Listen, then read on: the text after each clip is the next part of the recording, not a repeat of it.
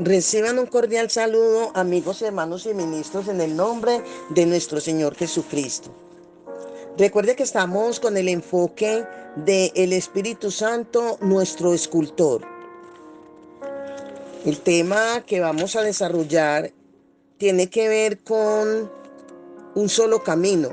Solamente un camino conduce al Padre. Nuestra época se enorgullece de sí misma por el pluralismo y la noción de que cada opinión es tan válida como las otras. No hay ningún patrón. Se nos dice mediante el cual la moralidad y la religión puedan ser juzgadas. Todos estos temas son simplemente un asunto de preferencia personal. Aún dentro del cristianismo hay muchas denominaciones, diversas creencias que compiten y cada una es presentada como una opción viable.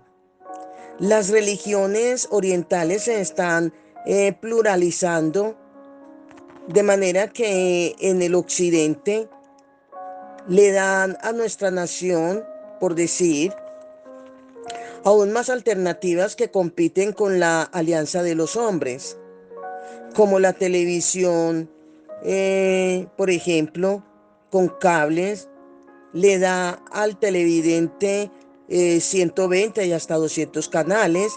De igual forma, la gente hoy quien quiere escoger su propia religión y creencia moral de una amplia variedad de posibilidades.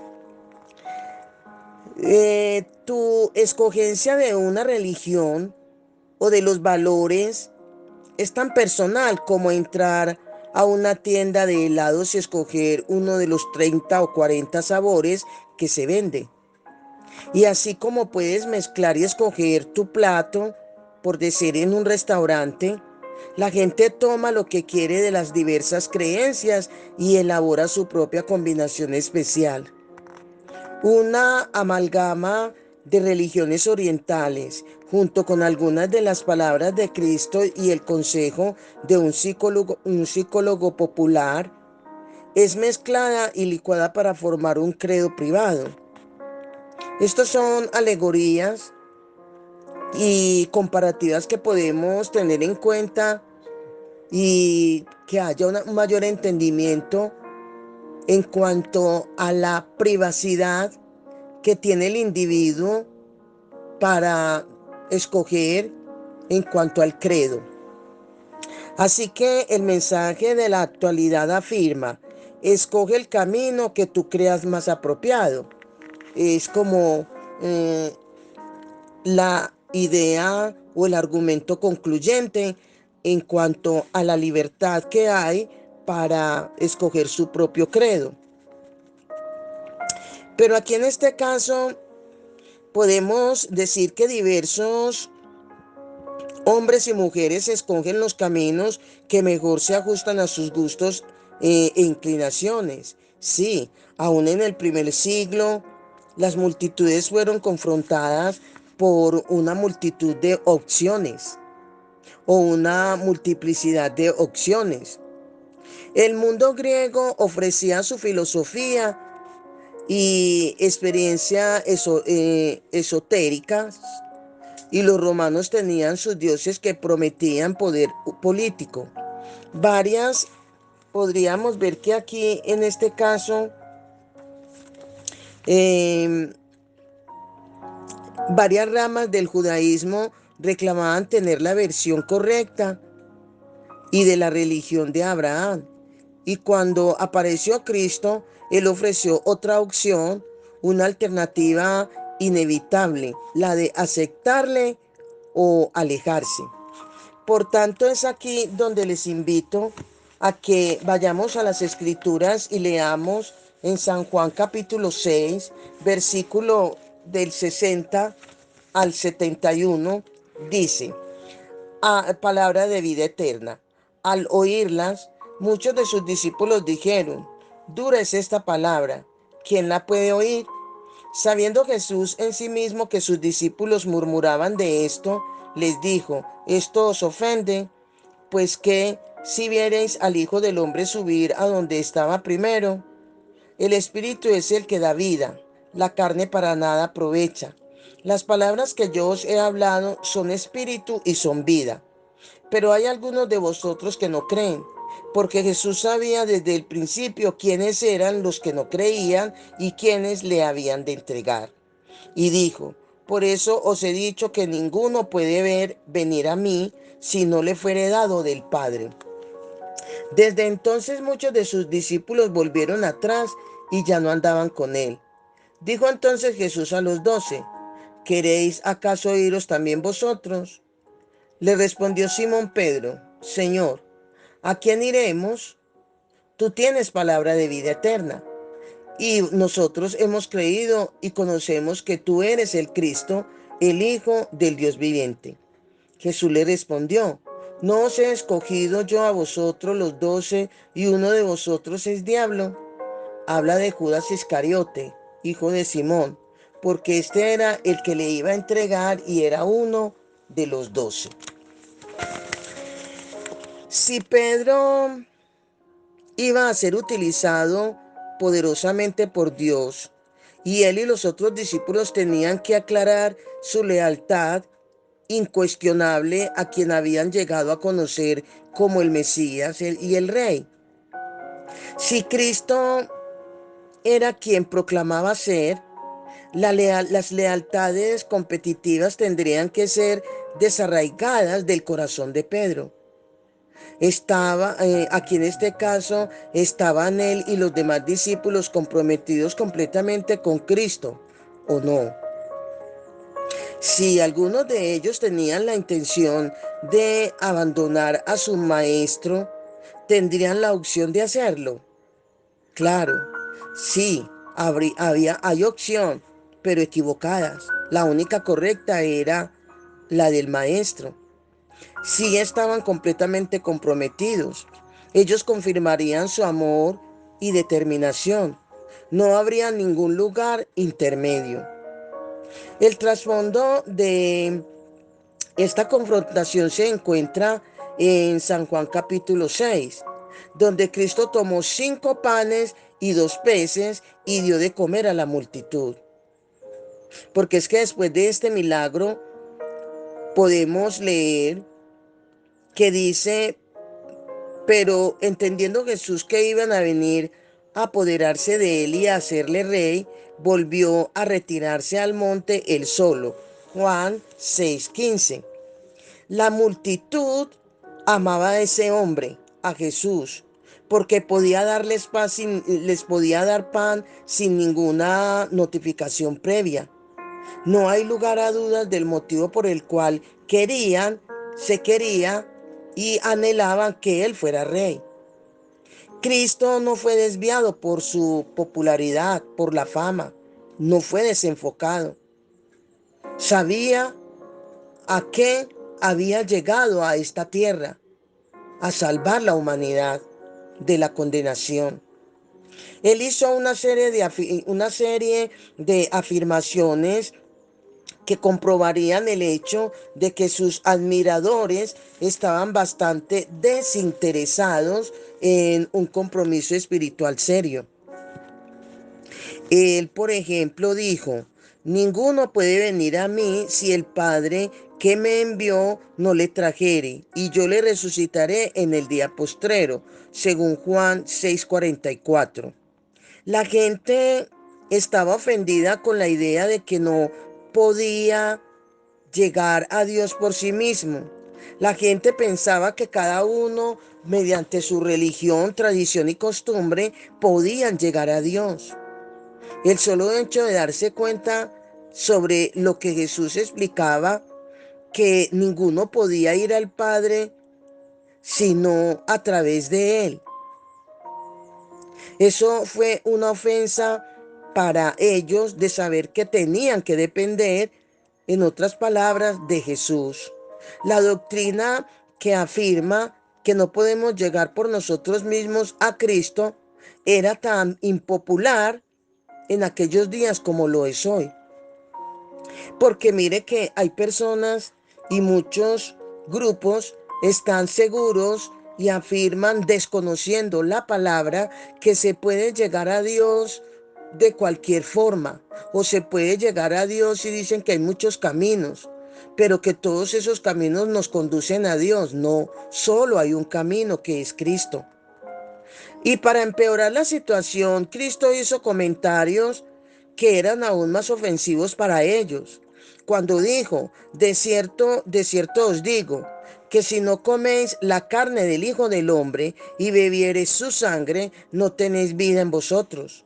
El que come mi carne y bebe mi sangre tiene vida eterna, y yo le resucitaré en el día postrero, porque mi carne es verdadera comida y mi sangre es verdadera bebida. San Juan 6, versículo 53 al 55.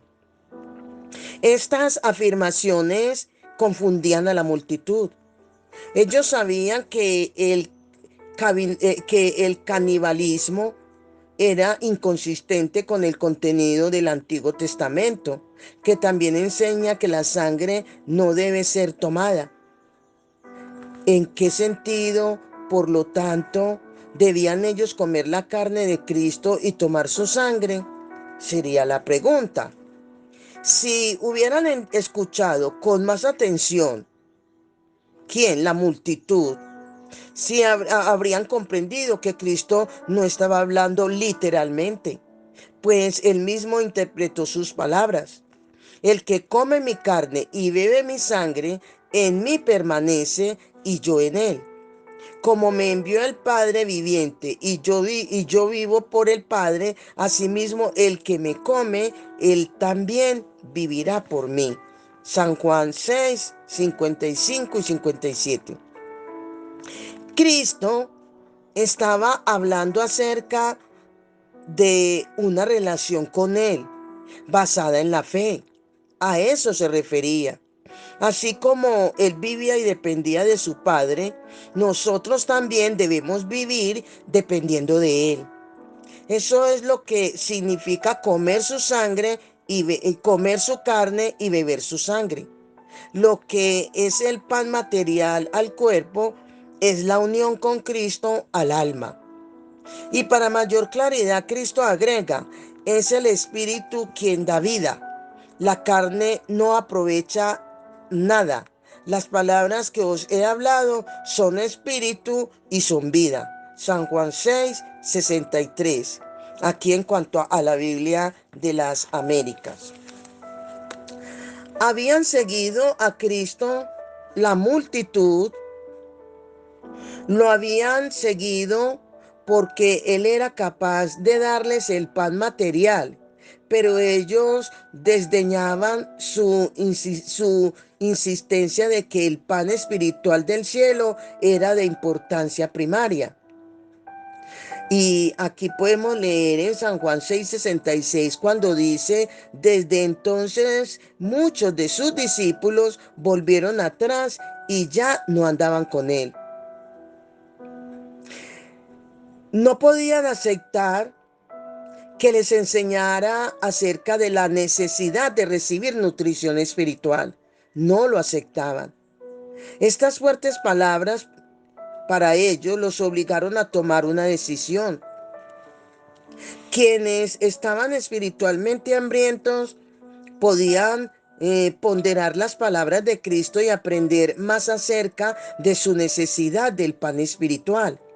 Aquellos que solo estaban interesados en el pan material se cansarían con esas profundas verdades espirituales. Por lo tanto, Cristo separó en este caso el grano de la maleza. Ya la multitud no lo seguía, porque rechazaron de inmediato el recibir nutrición espiritual. Aunque Cristo sabía que muchos lo dejarían, de todos modos se sintió herido. Nunca aceptó el rechazo sin dolor.